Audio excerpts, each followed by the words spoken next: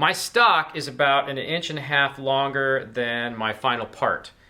We've drawn the two ends of the treadle across the either side of this blank, but we didn't draw it here on the centerpiece because we're going to be cutting this piece apart and then sort of stacking it back together during the glue up.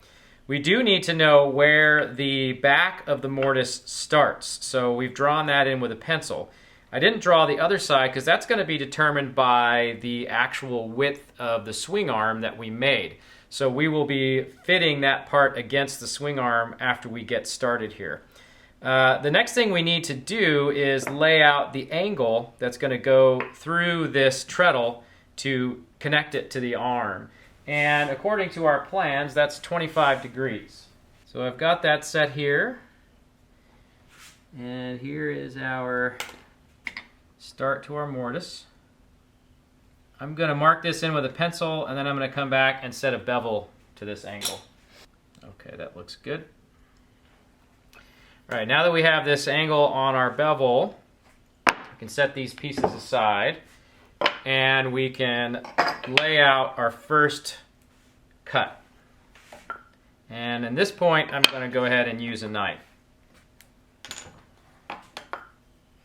Hey everybody, it's Mark here. If you're looking to build your very own shave horse, I've got kits for sale over at jointeffort.net. Just take a look at the link down in the description. Okay, so now we need to cut this piece off and then clean up this face so that it'll be ready to use right after the glue up. We won't be able to get to it after we've glued it into the part.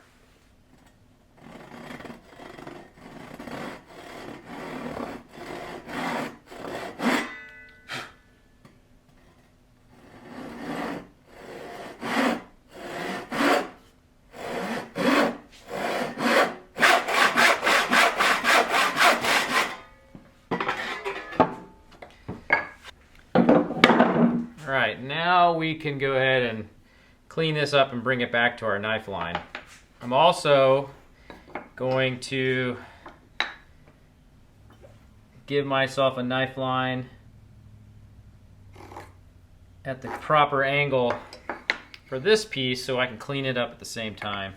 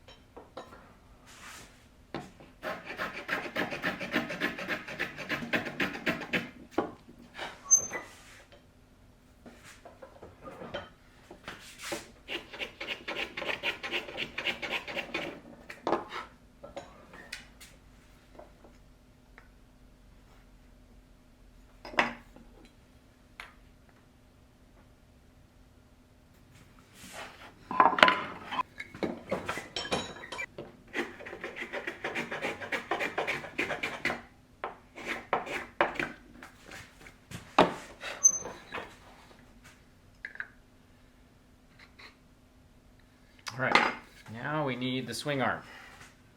Alright, we have our offcut here and we've trued up this angle again. So we're going to use the bottom of the swing arm to determine the length of my little filler block that will keep all the parts spaced properly while we're gluing up this treadle. So what I want to do now is clamp a backer board to the back side of the leg, the curved side of the leg, and hold the offcut in place. Then I'm going to take my knife and place it flat on the front of the leg, make a little notch here.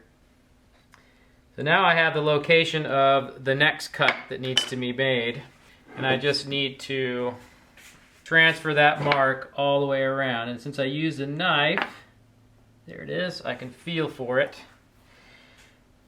What I'm going to do is I'm going to instead of putting the knife right in that little mark, I'm going to move it over just the tiniest little bit. I want a little bit of space to slide this part up and down.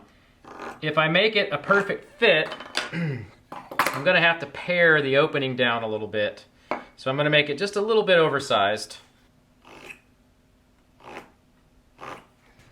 And I don't know, you can't see it, but it's probably a 64th of an inch difference between one mark and the other.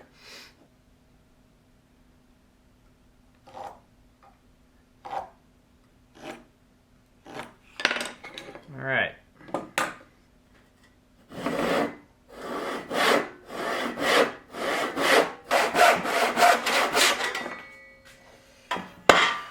Okay, so we need to take this offcut. This is going to be the pedal end of the treadle. So once we get this part cleaned up down to the line, we'll go ahead and true up this edge so that when it goes in here, it'll be nice and at the proper angle and it'll be square on the sides. And then we'll be ready for the glue up.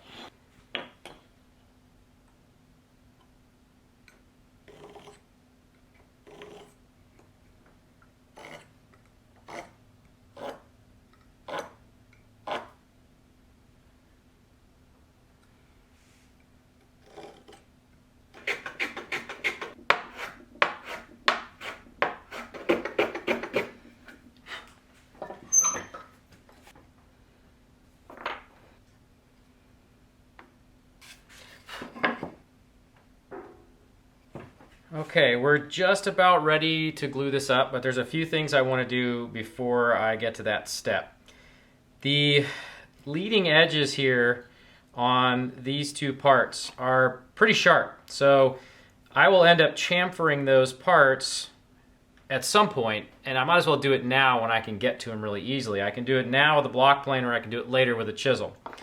The other thing I want to do is when I squeeze this part together, there's going to be glue that squeezes out where this edge meets the either side, and I don't want this spacer block to get glued in place. I want to be able to pull it out after I've clamped the parts together and made sure everything is tight. So I'm going to actually take this part and I'm going to take a little material off the sides to thin it down so it slides in and out easily. The only really important dimension is the length. The remaining pieces on either side of this mortise will set the width of the glue up. So let's get that done and we can get ready to glue this thing up.